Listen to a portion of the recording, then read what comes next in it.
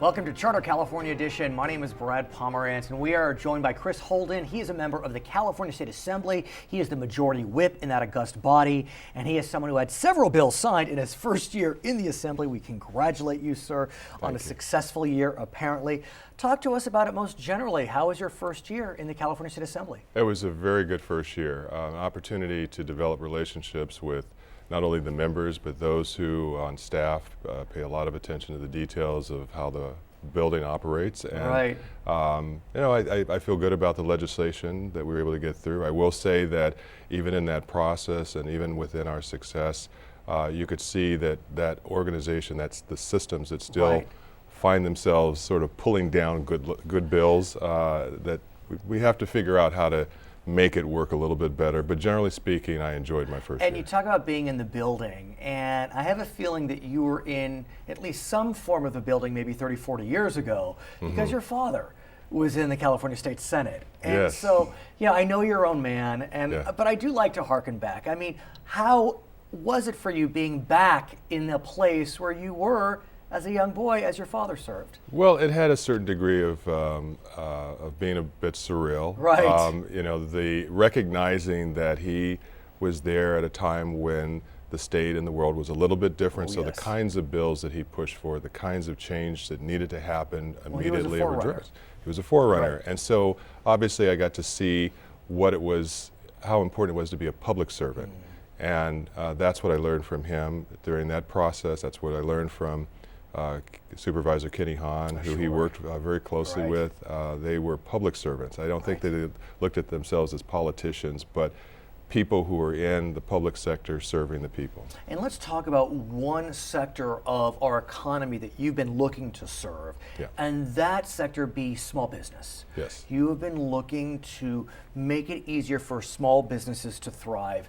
We know that while there are plenty of large corporations that help the economy move along, I think it's about 2/3 of all people are employed by small businesses nationwide. So you had a few bills signed by the governor that focus upon small businesses. Tell us about those bills. Well, as I was campaigning for this seat, certainly the economy at that time in 2012 was starting to rebound, had not got there yet, and so the focus in the campaign was on what are you going to do to address the issues of small business owners? And so we went in with that clearly on our mind in terms of the economy and addressing those issues. We had a couple of bills, one that dealt with creating an opportunity for the loan guarantee program to be made more accessible, explain it, and be able to put more information out there through websites so that people in small business world would understand how to, if they were looking for loans, if they were looking for lines of credit, if they were looking for opportunities, to how to access that. And that could be so pivotal. Access to capital is so important as businesses are just getting off the ground.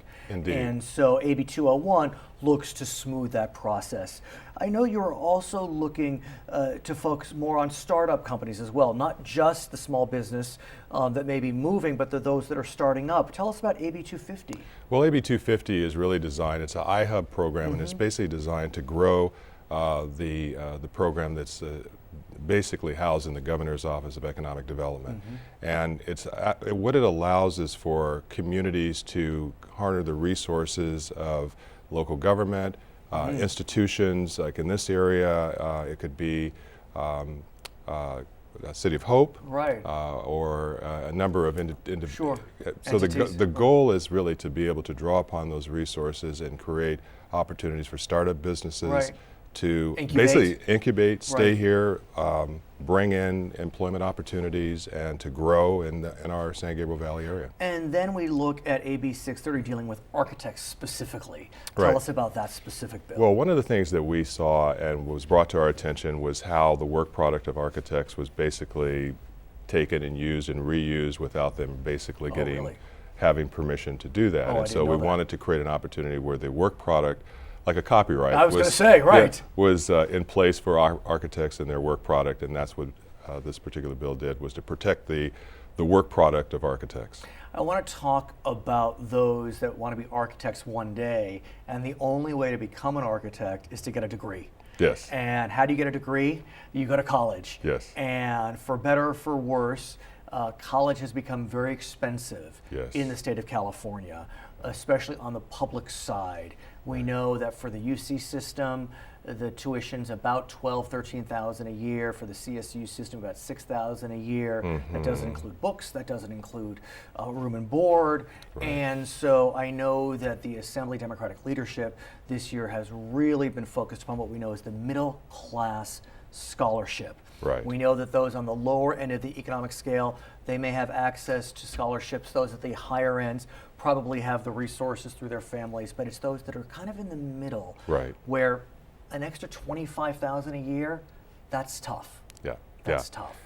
And what this bill, what essentially it started out as a bill, but it turned into really budget amendments that were incorporated in this year's budget, which creates additional revenue or resources, if you will, to support those families who are making $150,000 or less. So it's a sliding scale where anywhere from 10 to 40% reduction in the cost of tuition for UCs. And it's interesting CSUs. because if you spoke to someone that lived maybe in a rural area or outside of the state, and you said someone making $150,000 a year can't afford college, they think you're crazy. But you know, the cost of living in some of our communities throughout the state can be so high.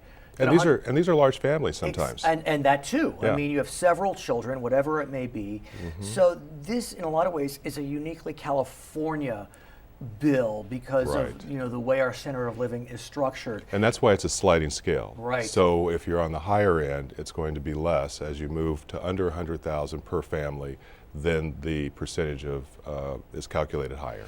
I do want to talk more about higher education. As you know, sir, the budget has turned around in California, amen, and a big amen to that. We have a budget surplus, which is stunning. I can't believe I can say those words. Why? Prop 30, improving economy. We know that the governor has a soft spot in his heart for K-12. We see that through Prop 30. We see that through his budget priorities this year. K-12 is all but restored to pre-recession levels. But when you look at community colleges, UC, CSU, we don't see complete restoration of pre-recession levels. So the question becomes, with this surplus, should we look at starting to restore at even greater levels funding to our higher education systems? Or should we be looking at cutting taxes or creating a rainy day fund or restoring social services? What do we do with this newfound money? Well, I think it's probably a combination of all of those, Brad. I think that certainly education is not only on the governor's list as a high priority, but certainly the legislature. But I do think that the community colleges, we have to pay attention to providing resources to strengthen their ability to reach a lot of young people. And many of them maybe not looking for college as a final place to get a four-year degree, but to develop a vocation. And if we can find ways of putting more resources into the community colleges to allow them to do what really their basic early charge was, and that is to provide vocational training opportunities for young people, and not only young people, but people who are transitioning maybe in their career, I think we should pay attention to that. But I think we also need to look at the overall picture and make sure that we are putting money away as responsibly, what we can call it a rainy day fund, because things can change very quickly. I have to think that the Assembly Democrats, the Senate Democrats are feeling tremendous pressure from a variety of interest groups who have seen their budgets eviscerated over the last few years. And so how do you respond to that pressure in the wake of $2, $3, $4, $5 billion surpluses over the next few years? Well, it is really, we have to be very responsible, because at the same time, and we have to act. You know, when the times turn around, the economy picks up, things are getting better, you have to recognize that, and you have to be able to go back to so many areas of our services that had to cut back, and these are important areas, so we have to put resources back in, but at the same time, we have to be mindful that we have to prepare for the future. His name is Chris Holden, member of the California State Assembly. When we come back, David Vela. He is the president of the Montebello Unified School District. I'm Brad Pomerance. It's Charter California Edition.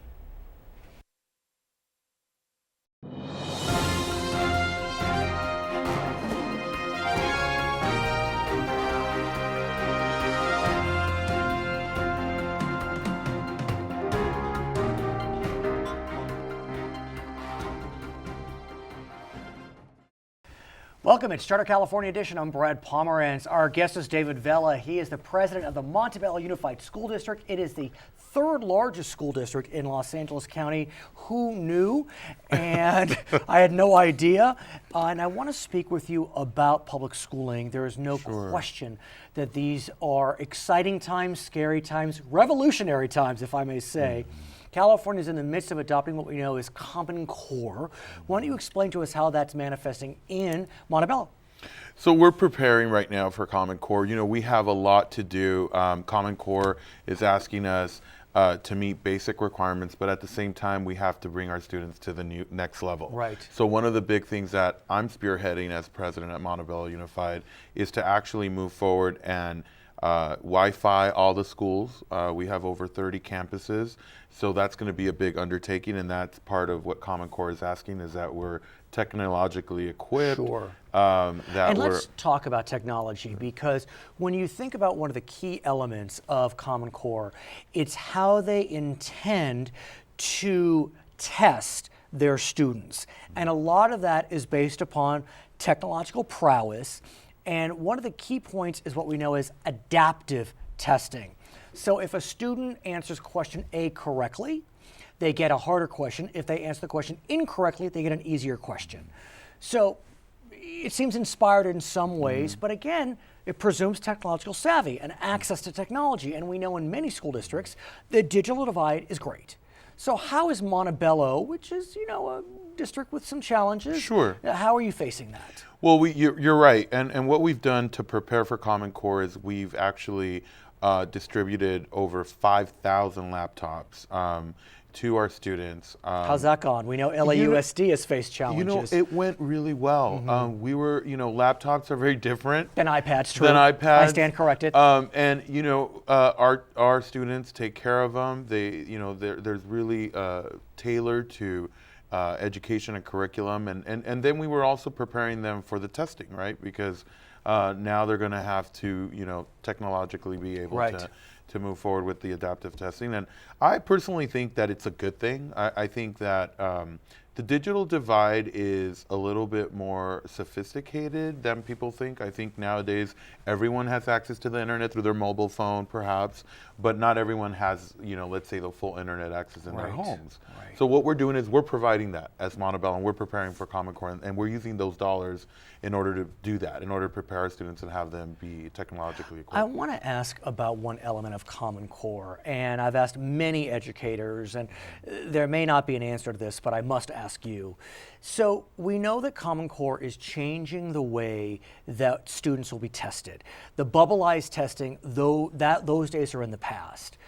But when I look toward college preparation, college readiness, the SAT, the ACT, they're still bubbleized. And so here we are, we're changing the way students take standardized tests. And yet for the ultimate standardized test, they're gonna have to revert back to the old ways. Right. Do you know, sir, if there is any effort to work with the College Board to be part of the 21st century Common Core testing standards and not No Child Left Behind standards? Right. You know what? There is communication. I do know that as educators, we've been told that the SAT will eventually have that type of model. When? Because they're moving towards that way, and I think what the challenge is probably something on their side, whether, you know, the integrity of the test. But what we're doing to actually prepare our students is the actual SAT testing and the actual preparation. You know how they do like prep tests and practice tests? They're actually online. So whenever they take SAT preparation courses, most of the tests are online and the students are actually doing that. Which is terrific. But again, you know, Common Core standardized tests are so very different than the drill and kill of the SAT. Right. And so it seems as if this is an area that needs to be resolved now. I agree. Yeah. I think that there's a lot of us, you know, that are at the forefront. CSBA, which I belong to, California School Board Association, is moving forward with their interpretation of how we prepare. you know, there's something to be said about how the integrity of some of these college admission testing, even some colleges, you know, when you're in there, not all of them are going to be able, you know, your tests are not going to be online. A lot of our children will have to, well, our students, when they're in college, will have to take the test at the, you know, desk, at the lecture hall, and use the bubble method. And so I think that you know, eventually everything will move down that road. I think for right now, we're trying to do a combination of both. So at the same time, while you're looking to adopt what we know as Common Core, California is having its own little revolution in education known as the local control funding formula, which dramatically changes how schools receive their funding. It had been that schools receive funding in blocks through categorical requirements. Those are all but gone. And now there's a base grant, and that base grant can be bumped based upon the type of student that you educate, be it ESL, English learners, foster kids, or economically disadvantaged. And so what's happening on the LCFF front? So a lot of school districts are taking the opportunity to really design their plan. And so what the state asks of you is that we actually create our own implementation plan and provide it to the state. And so a lot of people think that it's just some type of formula. Not really. We have to show our neediest, we have to show our English learners, we have to give our goals and what we're going to do with those dollars. You know, the governor's been very clear. I sat there when I was chief of staff to Assemblyman Roger Hernandez, and I sat there with Ana Mato Santos, who was at that time director of finance for the state of California, and she was very clear that the governor wanted that money to go into the classroom. I mean, he wanted to ensure that we were not going to use those dollars for, you know, as much of the administrative stuff, but that we're actually going to get to the classroom. And he actually wanted to ensure there was some flexibility. That's why categorical is no longer there. And so, but by the same token, we're going to be held accountable. So those dollars, that doesn't mean that you're going to consistently get that amount of money. It's going to mean that we're going to have to work hard to prove that we have those students and that they're meeting their goals, whatever that may be. And here's what's tricky about it. On the question of foster kids or economically disadvantaged, that status is at some level static. English learning, that's not a static event. One can become English proficient. And so in some way, it would seem that the incentive for the school district would be to suggest that more students are English language learners than less because they get more money per English language learner. So how do you create a formula or a system whereby you really are acting with the proper intent with integrity to keep those numbers pure? I think that's going to be a challenge for a lot of the other school districts in LA County. Montebello, for example, we're at a 90% free or reduced lunch. So we're going to get those dollars regardless if they're English learner or not. And so I think it's a tougher challenge for mixed you know, school districts out here in the San Gabriel Valley, for example, like you take Glendora or perhaps West Covina Unified. But Montebello, you know, is going to be able to use those dollars due to the economic status of what's going on. So you're in the midst of LCFF right now, is that correct? We are. How's it going? It's going really well. Again, we have to work directly with the state to provide a blueprint. So we're preparing right now. We're supposed to have our initial kind of plan of action into the state by whenever it may, whenever they come into the district. We're really excited. Montebello is doing really well. We have some great ideas. We're going to really focus on STEM, which is science, technology, and engineering. We're pushing that forward in math. We're also we're very lucky. We have one of the only high schools in California and in the United States that has a full linked learning, multiple pathways program. We have over 400 students at a high school that are under multiple pathways linked learning, which is a revolutionary way of curriculum. 3 of our high schools are also on pathways at each of those high schools. And so we're moving forward for college Lots ready. of innovation. College preparation and career ready. His name is David Vela. He is the president of the Montebello Unified School District. When we come back, we'll be speaking with Janet Chin. She is a trustee at the Garvey School District, which feeds into Montebello Unified. I'm Brad Pomerance. It's Charter California Edition.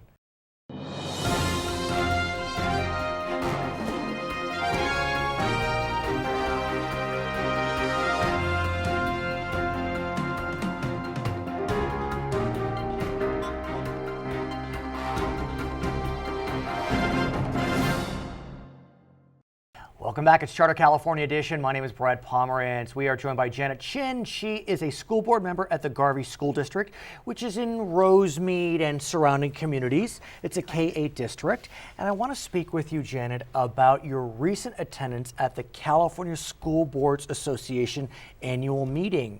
I can only imagine the buzz there when you consider, on the one hand, the adoption of Common Core in California and nationally.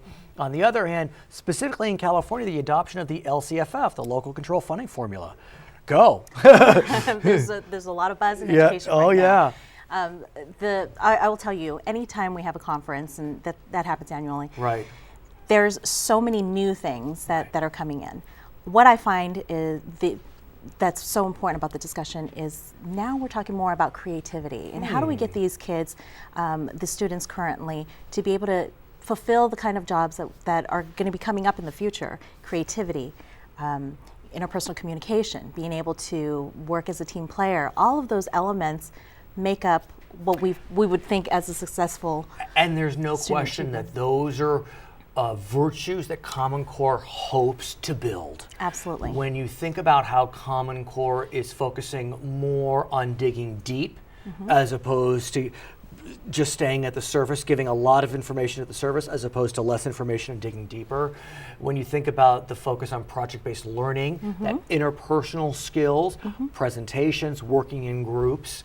So we know the goals, we know some of the avenues to get to those goals, some of the pathways. How are they implemented? Absolutely, and I think that what we're looking at really is the collective professional information that comes together when we collaborate Right, with teachers. of course. The teachers can choose to teach, the domains and the clusters the way they want to teach it. What we find really super interesting is that, like you said, we're digging really deep. We're making sure the foundation is laid out for these kids, and we're always talking about pathways, right? Pathways to college, career readiness, and all of that. I think, and I'm one of the proponents that is very Please. excited about Common Core because I think that they're building blocks. And if you look at all the standards, they are a building block. So if you have A, you'll get to B. And you don't have to teach it in that order. But because it gives you that really strong foundation, I think that it's exactly what it builds on from what we learned previously. And what do you think about the decision to dig deeper on fewer topics as opposed to giving a survey on more topics? Arguments could go pro-con. But it's very much, reflective of what's happening already in the world, right? Right. I mean, you think about people who major in certain areas and they don't actually work in that industry. And so I think that when Common Core, those standards are really to make sure that you become a very good citizen. Interesting. That you're ready for the workforce, not specifically what industry you're going to be working for. Because we know that kids are going to be working in maybe 4 or 5 different industries, true. As when they become ready. But are you concerned that if we don't give them exposure to more areas and we dig deeper into fewer, that could be to their disadvantage? Or do you believe those analytical skills of that digging deeper is going to serve them well? It's a paradigm shift, I think, in education well stated, right now, right? It does make the teacher more of a guide. I mean, I look at my own children and I see— How old are they now? I don't want to say Old it. enough. All elementary school age. They're right? No, I do have a high school student now. Oh, no. And yes, and so you start to see, they need 10 years experience by the time they're Right. 23 years old. It's true. Well stated. Right. So we need to really prepare these kids in this way to be able to give them I want the to ability ask to you answer about that questions. high school student as a metaphor. Okay. As a metaphor. Not about your student specifically, but as a Right. metaphor. And I'm not sure if I asked you this before, but indulge me if you will. So Common Core testing is quite different from what we've known in the past. Yes. In the past, it's you fill in the bubbles and the questions have nothing to do with each other. Common Core is adaptive. So if you got this question right, the next question will be harder or easier. It's a very different way of testing, which may be preferred. The SAT, though, is not changing. Or they haven't announced a change yet. And so when I think about your high school student, Yes. Maybe he or she has had enough experience with that standardized bubbleized testing that the SAT won't be a shock, in its very kind of no child left behind approach. what about the 6th and 7th graders who are now going to really have a different way of being tested in a standardized fashion, and yet when they get to the ultimate test, the SAT, the ACT, unless they adjust, it's a different form. Well, the College Board is already in that discussion, and what they find is that they're going to be using not just the tests, but also what the teachers have been teaching them all along. So there's going to be a lot of assessments that are in between in order to get to those aptitude tests. And by the time the 6th and 7th graders get in and into that 10th, 11th, right? Exactly. SAT era. We're going to be familiar enough with it so that it will be able to test what they know, what they can Right, and you believe accomplish. that the College Board will act quickly enough? I mean, They're the already College Board, they're they already act doing that now. at a glacial pace. I mean, I think about how long it took, to add a writing section. It's just, how long was the score out of 1600? Decades, and then they added this writing section, and I don't know. I'm a little pessimistic. Well, in defense of the College Board, they are really working diligently to make sure that those tests are ready. Right, because it's not as if it's only California that's adopting Common Core. This is 45 states, and the 5 others, one's adopting one element of it, and this is a national revolution. And so if you really change the way that you're teaching and testing, they need to adopt Absolutely. and adapt. Both. And you know what? And that's maybe some things that we can learn from virtual academies as well. The online kind of learning that happens, because we need to match how kids are being tested outside of the K-12 system.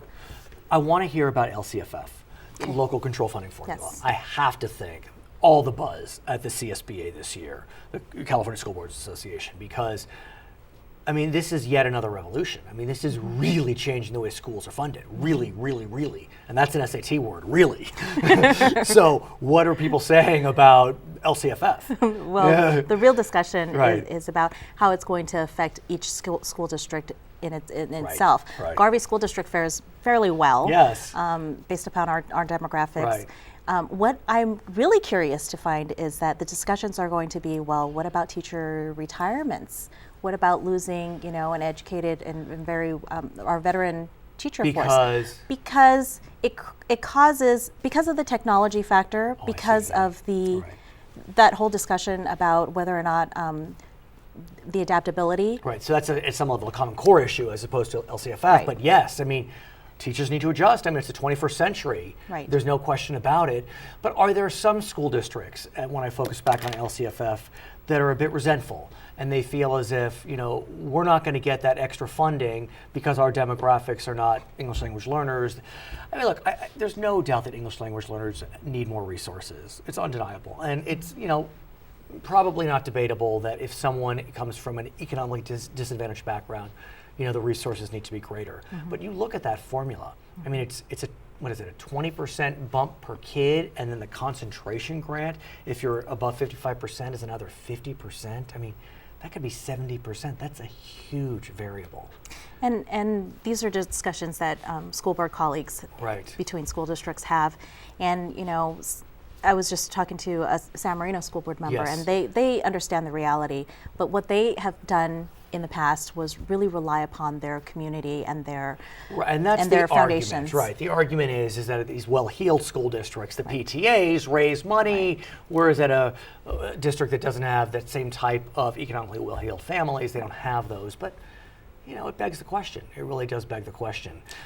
Well, if it's important for us to make sure that those subgroups are cared for and continually Advancing. It's that clear. Yeah. Her name is Janet Chin. She is a member of the school board at the Garvey School District. My name is Brad Pomerance. We thank you so much for watching the Charter California edition.